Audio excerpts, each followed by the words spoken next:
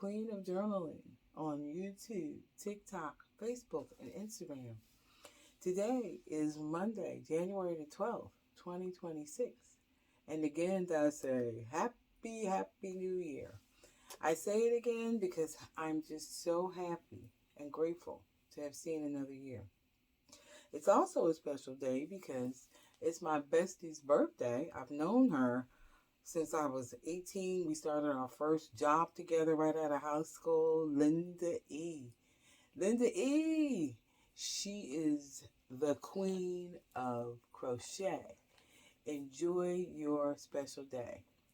And might I add, while I'm talking about Linda E., some of the beautifully crocheted and personally handcrafted butterflies, the keychains that she made that were given away as gifts at my birthday book signing bash back in November.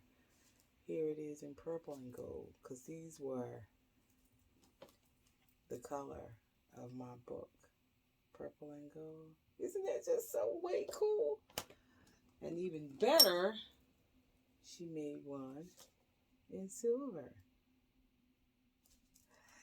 And lastly, I met her at an event and she had these up for sale, and I said, Lynn, how in the world did you ever think to support and make others aware of battling cancer and fighting the fight against cancer? She made these beautiful ribbons, and the proceeds are donated to the fight towards cancer. So I love these as well. I gotta find something pink to wear them with, but that's coming up. And while I'm at it and giving honor where honor is due, I received this beautiful Christmas ornament from one of my students, and I may have taught him about 2 years ago, and his mother is one of the teachers at the daycare where I am the director. And she always manages to give me something that no one else would ever think of. But I thought this was just exceptional. So I wanted to display it for everyone to see. It's a Christmas ornament that I will definitely display next Christmas. And it says, thank you for listening, for guidance, for inspiration, for encouragement, for being here, and most importantly, for being a part of my journey. And I was just so inspired because that's what I want to be to everyone in the world that I'm able to come in contact with.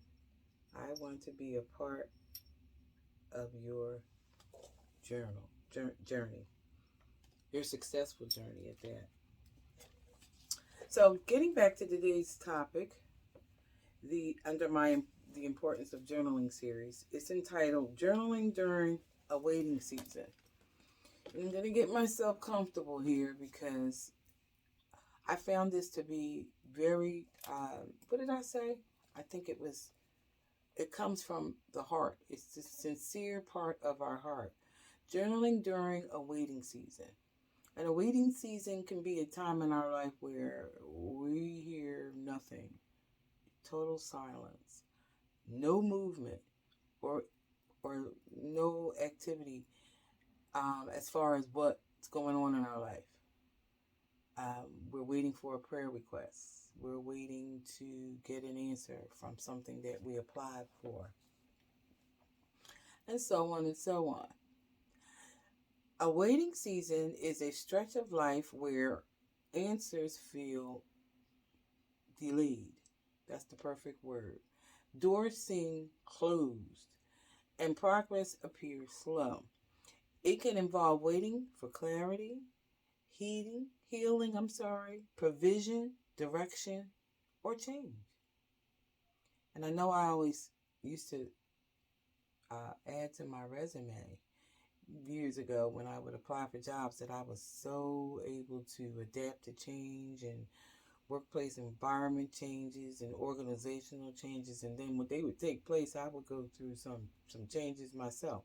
So it's easy to say we can accept change, and then we have to decide, is change always good? Journaling during this time becomes more than writing. It becomes a lifeline for faith, my favorite word, self awareness, and emotional steadiness. And emotional steadiness, as defined by me, Gail Lynn, is when we're able to be in complete control of our emotions. And that's not always easy to do. Journaling reminds us that waiting is not inactivity, it's preparation. When life feels paused, writing helps uncover what's being shaped beneath the surface. Patience, resilience, humility, and trust. Pages become proof that growth is happening, even when outcomes aren't visible to the eye. You may ask yourself a few questions as you journal during a waiting season. What might this season be preparing me for? Is it punishing me? Am I being punished for something that I did? Well, waiting often brings frustration. It brings doubt, fear, and even anger. And sometimes we channel that anger out to others when we didn't intentionally want to. Journaling gives permission to be honest with yourself without judgment. No one can see what you're writing. No one can see or know how you're feeling except you and God. You don't have to censor your thoughts or try to be impressive to anyone because you're writing to yourself. Writing them releases emotional pressure and it prevents bottled up feelings from controlling your behavior. Bottled up feelings can be very harmful to us. It can even cause health issues or, cause us to have to be rushed to the hospital because our blood pressure is high. So we want to always be able to try to find a release or a way to get rid of bottled emotions. Another question you may ask yourself is, what emotions surface most when I feel tired of waiting? Faith-centered journaling shifts that focus from when will I get an answer, to who I am. Why am I doubtful? Writing prayers, scriptures, or conversations with God helps anchor the heart when answers are delayed. And an anchor is what a ship uses to keep that ship still when those waters are rough and wavy. Over time, your journal becomes a testimony. And what do I always say? Everyone has a story to tell. It's showing how faith held you steady even before your circumstances changed. And that's wonderful, wonderful feeling. When you get a result that was, you expected it to be all right, but it turned out to be just what you needed at the right moment. So I asked myself another question. What do I believe even though I don't yet see results? Waiting seasons often create mental noise. Those mental noises can also come from others around us, friends, family, associates. They can be negative, saying to you, oh, you can't do this. Don't try it. I don't think you're strong enough. I don't think you're smart enough. You don't want to receive that. That's called negative energy. So let them keep that fear that they have within themselves because they're telling you no. And you turn it into, oh, yes, I can. Oh, yes, I will. Overthinking, comparing ourselves to others. How many of us do that? And self-doubt.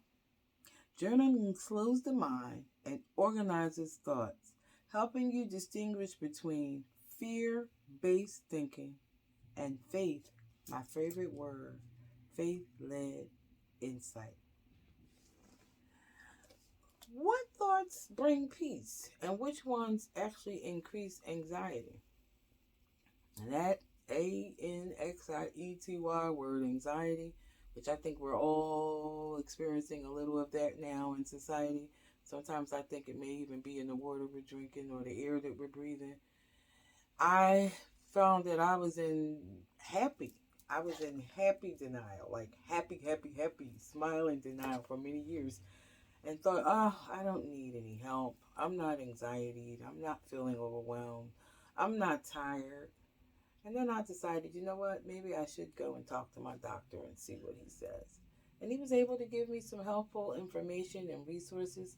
And I feel better now. So sometimes when we even feel comfortable in what we don't want to face, it's just a good idea to reach out, see what kind of service we can get, because there are many, many resources and many, many types of services and help and support that we can get.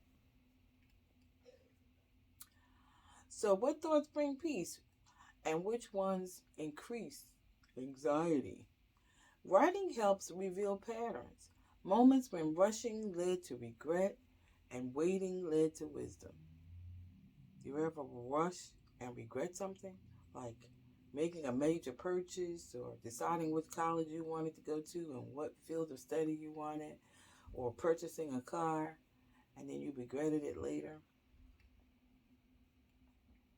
Journaling teaches acceptance of divine timing, and I think divine is going to be another one of my favorite words, and personal growth rather than forcing outcomes prematurely. Where in my life has waiting protected me before? You ever wonder or think back and say, wow, um, I was scheduled to go to this meeting, I was scheduled to go to this appointment, and I was scared to go to the airport, or I missed my bus or my train, and then you find out later that something happened. Could even be tragically. I recall when I was watching a documentary on the 911 tragedy, and several of those employees said I was scheduled to go to work that day, but for some reason this happened or that happened and I didn't go. You have to stop and think. That was for a purpose. That was for a reason. You still have work to do. So where in my life has God protected me before? When the waiting season ends, and it will, you'll be able to look back and see how far you've come. Your journey becomes a record of endurance, lessons learned, and faith strengthened. It turns waiting into a meaningful chapter, not a forgotten pause. And in my closing reflection, waiting can feel uncomfortable, but journaling transforms it into a season of discovery rather than despair. When you write while waiting, you don't just pass time, you build wisdom, deepen your faith, and prepare your heart for what's next. So that's good to know. You're ready for what's next. You got that armor on, you got your sword, you're ready to fight, and you have that positive attitude. I'm a winner. I'm the best. I'm the greatest. And you're ready for what happens next. Because believe me and trust me, there's always going to be a next. So I hope you enjoyed this video. I hope you will like it if you enjoyed it and share it with others. And subscribe to my channel because there's more to come. And again, I make the statement, subscribing does not cost you anything. You don't have to pay anything to subscribe to this YouTube channel or the TikTok channel. You just have to push that little button that says subscribe so that you can get notifications of when my next video is going to be presented. And next week, I have an even better discussion on journaling entitled Memory and Legacy Journaling, which I speak legacy all the time, leaving that legacy for the generations to come. And I'm excited to be able to present something with you on the 19th of 2026. So I will hopefully and prayerfully see you at that time. And I thank you again for visiting my channel today. And I'll see you next time.